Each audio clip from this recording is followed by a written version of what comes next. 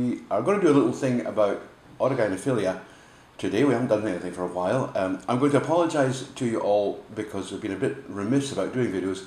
I've had a really unpleasant chest infection, which came from a really cool dose of the flu.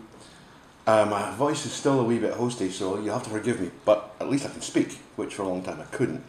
So we're going to talk about some of the consequences of autogynephilia for men who don't really want to have it. So this is people who don't have any desire, or whose life plan does not include transition. So they have transition desire, but they don't want to follow a life that includes transition. And I get a lot of messages about this. This one came to my website, rodafleming.com. The person who sent it is happy for it to be used, as we're about to use it, as an example. And I'm going to read some of what he says and then discuss it. His name's Chris, and he says, I've definitely suffered from this condition of autogynephilia since I was about 13 or 14. I used to masturbate to, brackets, she-male porn, and masturbate in general by imagining myself as a woman during sex. At that age. It wasn't my only form of masturbating, as I did masturbate to heterosexual porn too, but it was common, even though I hated it and still do. Right, so notice that he didn't enjoy, he was feeling guilty about this sexual practice he was involving himself in. Okay, so that's number one. I am 20 now and have over time learned to control it better, although it can come back, especially when I may be stressed about something, as it almost comes as something to distract me. Well, again, we're going to just mention in passing that masturbation is something that men do as displacement activity. If they're really stressed, or it's just something that they've got this enormous amount of tension, quite often they will have sex or they'll masturbate just to get rid of the tension. And sometimes, I mean, they might use a prostitute, they might just use porn and masturbate, they might, whatever, they might, say to their wives, come on, look, I really need to have some sex now. Best to go along with it. Just get it out of the system. It's a safety valve. That's all it is. It gets rid of the pressure and tension that's being caused by whatever it is, long enough for you to deal with it and rationalise it. And it's a far better solution than, for example, getting drunk and smashing the town up. But this is what's happening here. In stress situations, he's been masturbating. Now, my biggest problem, however, is starting recently to become more evident to me. I have been in a strong relationship with a girl for almost 3 years, and we really love each other. Now, the guy's 20. Right, so remember, this is pretty young for this sort of relationship to really form firmly like that. But it's absolutely typical of autogynephiles that they form very strong relationships, which can be very long lasting, during their teens. I'm just passing that mention there. And you're going to have to accept that I sweat a little bit here. It's very warm today. I've always struggled with erections when we have sex. There have been plenty of times when we've had good sex, but it seems to be the case of where she has to help me to get my erection hard enough to penetrate. Well, now, there's two things here. First of all, it's no bad thing that your girlfriend is willing and happy to help you get your erection hard. That's a good thing. That she wants to be involved in this process, and that she's prepared to do whatever it is that you need to do. Perhaps it's provide oral sex or manipulation. Perhaps she likes to just act sexy, something like that, to get you hot, to get you excited. I'm very aroused by wanting to have sex with her, but there are times when I just lose my erection altogether. She's very supportive, but we've talked about it recently, and she has told me she would like me to see a therapist so we can have better sex. Now, if your girlfriend is saying to you that you need to see a therapist because you're not being able to have good sex with her, you've got a problem.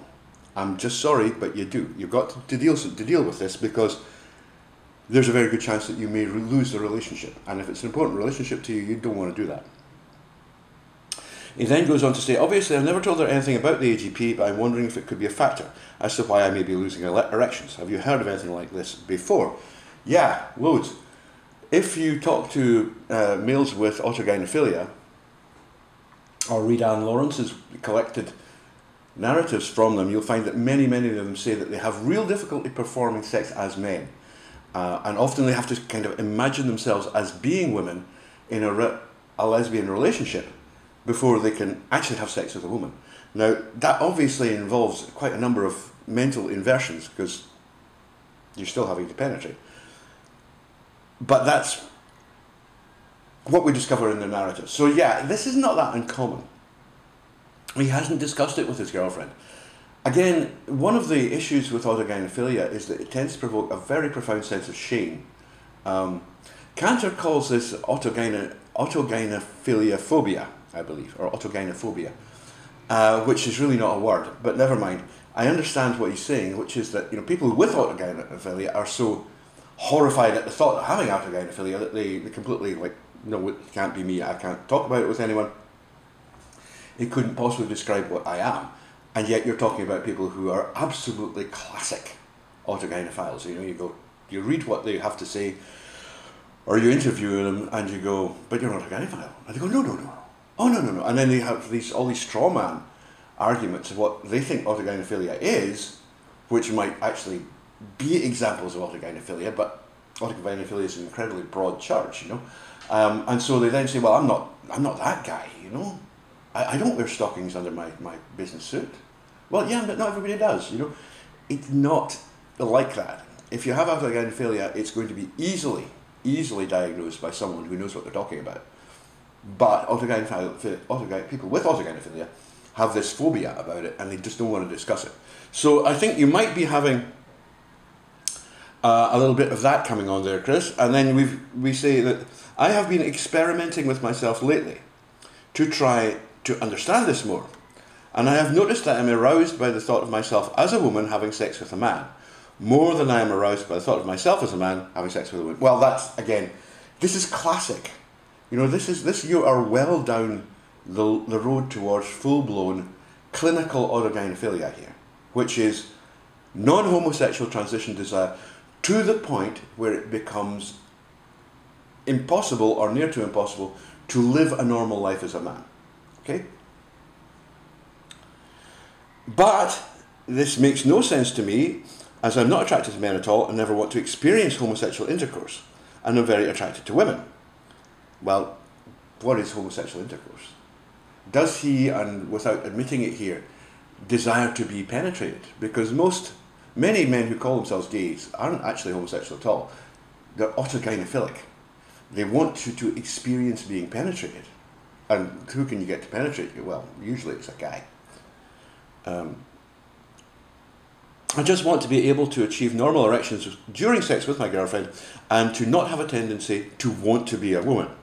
I want to have a wife, raise a family, and live that kind of life. But I am very scared that this AGP may hold me back from that. I want to know if there's any way that I can increase my sex drive towards my girlfriend above the sex drive for AGP. Right, well, let's take that apart a little bit. The first thing to note is that autogynephilia is the product of a misdirected sex drive. Now, the intensity of the autogynephilic feelings and the transition desire that might be occasioned by them is directly related to the strength of your sex drive, of your libido. So the more sexually driven you are as a human, as a man, if you have autogynephilia, the worse the autogynephilia is going to be. So one of the things that has been done by some therapists, Bailey describes this in one of his papers, is giving very strong testosterone suppressors to the subjects who are affected by autogynephilia, and this works. This reduces their autogynephilic feelings to the point where they really aren't important anymore, and with a little bit of help from Viagra, they are able to perform normally for their wives. I would have to say I would regard that as a temporary solution. I would not see that as a permanent one. I certainly would not see that as something that you could rely on to give you full life closure, if you like. Whatever you're going to be able to do, or however you're going to address autogynephilia, it's a psychological condition, and you're going to have to deal with it mentally. Okay, I accept that the prevalence of autogynephilia, and it seems to appear everywhere. I mean, a lot of people used to not think that, it was really, really rare in Asia. I tell you, it's not rare at all. There's loads of them here. It's just that they're not walking around the streets. They're in different professions where it's easier for them to be what they are without attracting attention, particularly the attention of men. There's loads of autogynephiles here. Autogynephilia is everywhere. So, yeah, it's mental, but there does seem to be a kind of universal propensity towards it. So what that means is that, it's not particularly unusual for these situations to occur, and people shouldn't be afraid of them. The big problem will occur if you start to repress. A lot of autogynephiles discuss repression. They say that, when they were teens, they couldn't because of the upbringing they had, they couldn't express themselves in this female manner that they really felt like. And this, then, you know, when they were 45 or 50, suddenly bang, it all fell apart and they just had to do it. And here, it's not really the autogynephilia that's causing the problem, it's the repression. You know, you've been repressing a sexual desire for 30 years. Anybody who knows anything about the psychology of sex will tell you that the repression of sexual desire is absolutely the worst thing you can do. Some sexual desires are not permissible. Autogynephilia is not one of them, it won't kill you. But, I mean, there are some that you definitely are not allowed to have, and society will react really badly. In those cases, you don't repress them, you have to deal with them. You have to find a good therapist and get it out of your system as early as possible. With autogynephilia, well, I mean, you know, you're going to turn into a woman if you transition, that's not exactly a bad thing. The problem is that if you repress it, it will very likely, when you're 40, 35, 45, 50, in about that age range, suddenly it's going to go bang. And everything will fall apart, your life will just be a disaster, your wife will leave you, your kids will disown you, you'll lose your job, you'll lose your business, you may be declared clinically insane in some jurisdictions. There's a whole bunch of stuff that you don't want to happen. And it's better to avoid situations like that. And you could avoid it by transitioning in your teens and saying, no, I'm going to live my life as a woman. That's fair, I don't have an argument. And people who suggest that I'm against transitioning, no, I'm not. I think it has to be thought of in terms of a life plan. You know, and if you're 16 and you have strong autogynephic feelings and you could still look and pass as a woman, as you would be likely to be able to at that age, if you took hormones then go for it. Just go for it. Hormones, transition socially, and live through the experience. In Southeast Asia, it's very common that people do this, that they transition in their teens, and then by the time they're 35 or 40, they detransition. It just seems to wear off for them, you know, and it's not long, and, you know, sometimes they stay sort of partial cross-dressers because they've got careers as entertainers, you know, cross-dressed entertainers, but they live at home with their wives and kids, and it's no big deal, you know. A lot of this is to do with Western phobias about men appearing to be women. In more reasonable cultures, this doesn't happen. So, if, however, you don't wish to transition, and this is, you know, the reasons for this would be complicated. It could be to do with, you know, living in a repressive culture or your upbringing or something like that. It could just be that you genuinely don't have the intensity of feeling that you would want to do that, or you can't picture yourself living a life like that. Fair dues, you're going to have to try and deal with this. So, to go back to Chris and his problem here, there's definitely a link between using so-called shemale porn and the onset of autogynephilia in many cases. Now, I don't know if you all know what shemale porn is, but shemale porn, it's not a term that's widely accepted amongst the so-called trans community. Many people find it quite offensive, although others identify as that. In this context, a shemale is a pre-operative trans woman, right? So she looks like a woman, she'll have long hair, pretty face, she'll have boobs, usually, either hormone or silicone.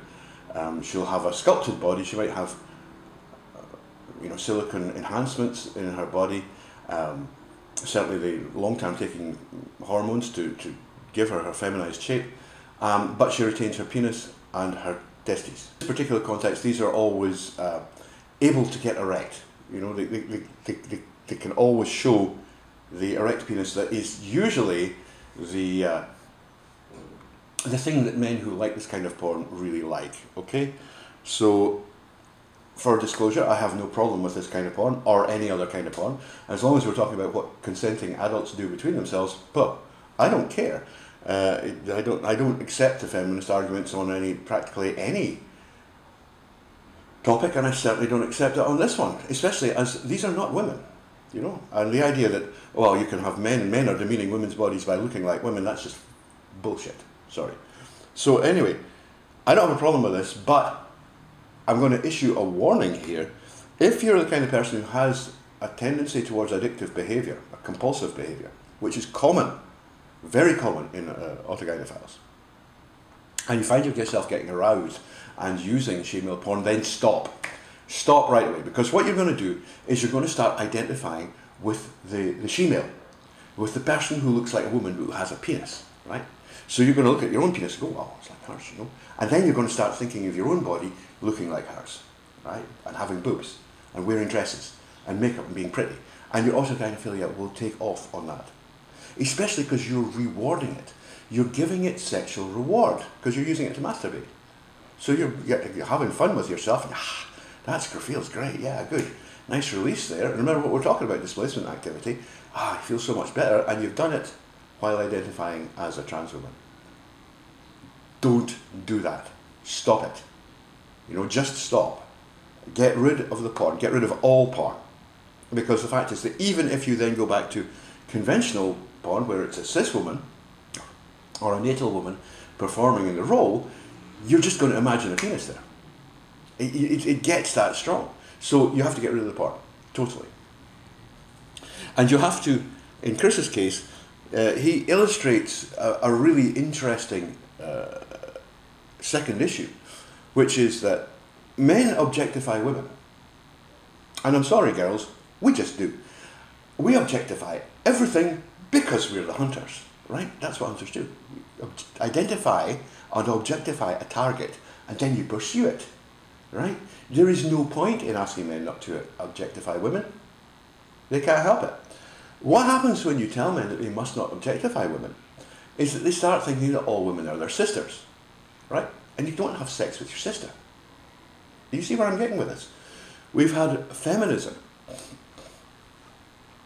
which is a cancer, a terrible cancer, and an affliction on society, which has been saying for 50 years now that women should not be viewed as sexual objects. Well, if you don't view women as sexual objects, how the hell are you going to have sex with them?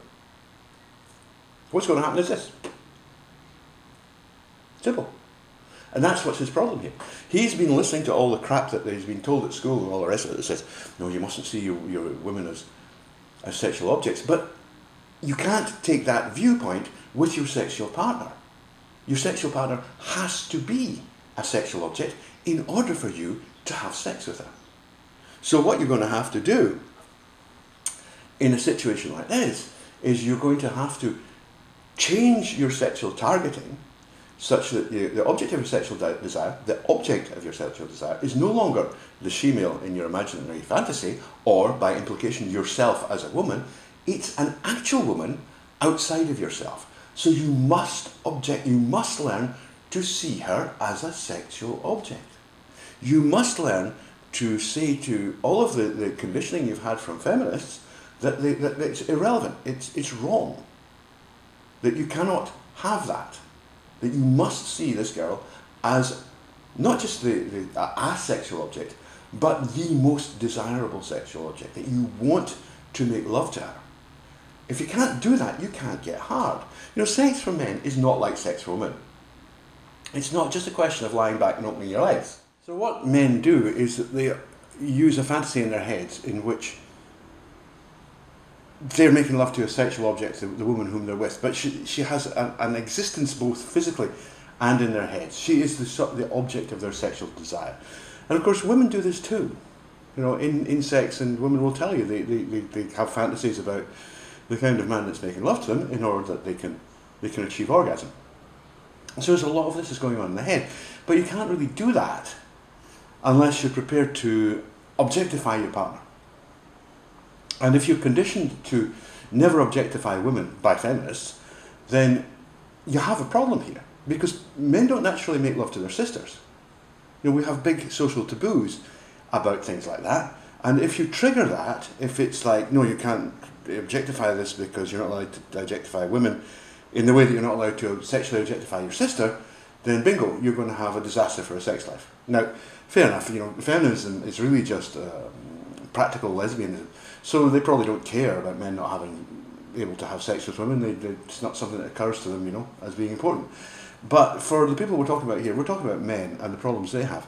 And feminism is a disaster. It's an ugly, ugly thing.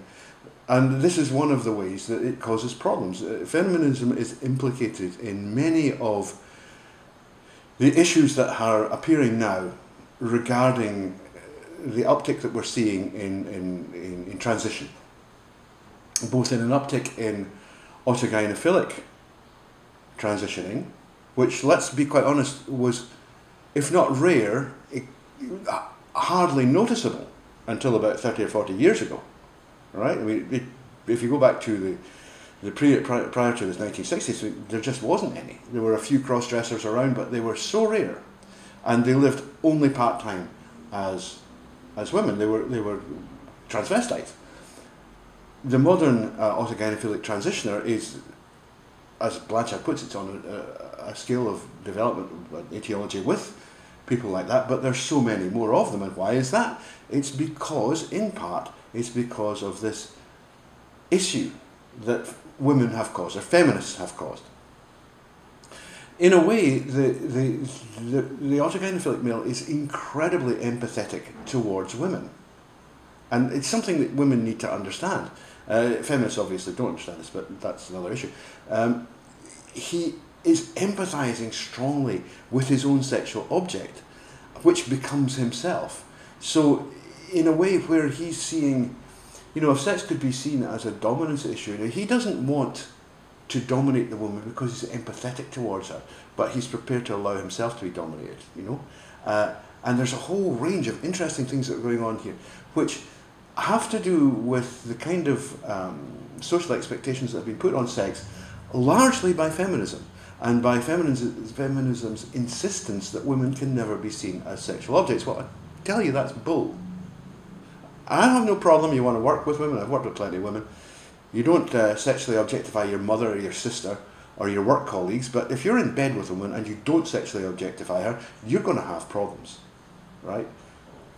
You have to be able to sexually objectify women, or a woman, the woman you're intending to have sex with. And if you can't do that, it ain't going to work. So the other area, of course, where feminism has caused enormous damage in young females transitioning, non-homosexual females transitioning, and that's basically the result of them being told that there is a thing called the patriarchy, which there isn't, that men have been oppressing women, which they don't, and that gender is just a social construct, which it's not. And if you take all of that logic together, it means that you can get rid of all of your oppression and therefore all of the bad things that happen to you by changing your gender, by, if you're a girl, becoming a man. It's complete nonsense. It's bullshit. But it's directly the result of feminist ideology. There's no way around that one, girls.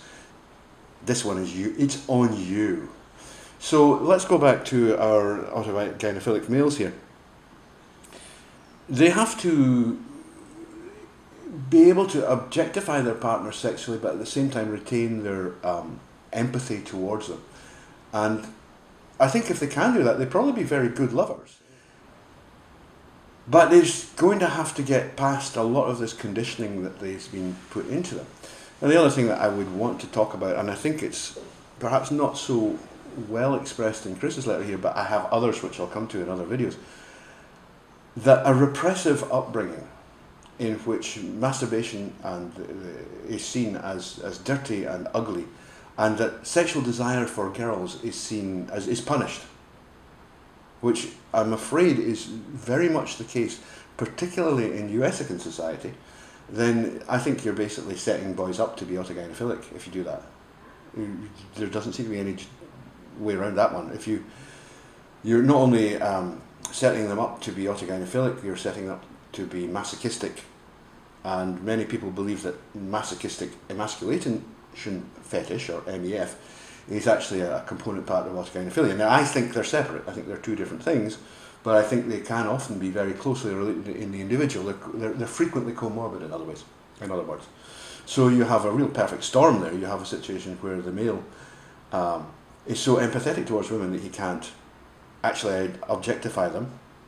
He's attracted sexually to the idea of himself as a woman, and he is sexually turned on by the idea of being emasculated and of being dominated. And boy, that's going to take a lot of sorting out. So to look at how to cure a situation like this, it can only be cured by management. You have to redirect your sexual desire such that it is targeted on a woman, right? You have to learn to objectify women, or at least one woman, so that she can be your lover, and that you can take it forward and you can get the erections that you need to have, and that you can have a normal sex life. There are other things that you can do which we'll come to, but in this particular case, then I would say, first of all, you get rid of all of your porn. Totally, that's it, no more porn. Your sexual activity is, for at least 6 months, is strictly restricted to sexual activity with your girlfriend in which you see her as a sexual object. Now, I don't mean be bad to her or anything, but just understand that she is the target of your erotic desire, that she's a sexual object, that you want her. You know, it's your hunter instinct has to be there. It has to be working. Otherwise, none of this is going to work. So if you can get that to happen, then you might be able to break this. This chap at 20, he's well on the way. You know, it's a long way down the track. It's going to be a struggle for him. We'll discuss in another video things like the talismanic effect, where we can maybe look at some of the talismanic things that people do, like, for example, wearing women's underwear. But talismanic approaches work in a slightly different way. It's like you contain, you know, you put a little field around, a force field around your autogynephilic desire, and you contain it in that way. But again, there are problems with that, not least that, you know, if you're discovered, it can cause you problems. So in this instance, I think the easiest thing to do is to try to redirect the erotic desire, which is currently located on yourself and shouldn't be, onto an object of desire outside yourself, i.e. a woman. It's not going to be a man because you're not gay. It's going to be a woman. Okay, I'm going to stop there. We have lots of technical problems with this bloody microphone again. But anyway, I'm developing a new resource called autogynephilia.info. It's not going to be launched yet, but it will be launched, I hope, within the month of March, with as much information as I can get about autogynephilia for people who have it. Both those who have it and wish to transition, and those who have it and do not wish to transition. You know, you live in a culture in the West now of what's called gender affirmation, and it's not always the best idea. I'm absolutely a supporter of transition. You know, my fiancée is trans herself. I totally support trans people. But at the same time, I think the decision to transition must be one that's taken in the context of full information, that you know what you're doing, you know all the facts, and you make your decision in an informed manner. Right? And unfortunately, I think that's not happening now. I think we've gone from a situation where 40 years ago, where basically, you know, nobody got to transition, and they filled you up with testosterone to man you up, and many HSTS suffered terribly, to a situation where it's basically, right, just transition it, which is causing a great deal of problems for non-homosexual transitioners. I mean, I think HSTS, generally speaking, they're as well to transition. I mean, they might not all transition surgically, but or even hormonally, but socially, why not just appear to be a woman? You'll probably be happier than trying to pretend to be a guy when you're actually a woman, you know, which is what the Western gay man actually is trying to do. But for the non-homosexuals, and in males that is always caused by autogynephilia, then it's much more complicated than that. You have to take an informed life view that tries to predict where you're going to be in 10, 20 and 30 years before you make really big decisions like, for example, having genital reconstruction surgery. Okay. So hopefully that site will address a lot of these questions. I'll let you know when it's available for view. I've got the domain, I've got the hosting all in place. I'm just filling it up with articles just now. So okay, we'll see you the next time. Take care of yourselves. Bye for now.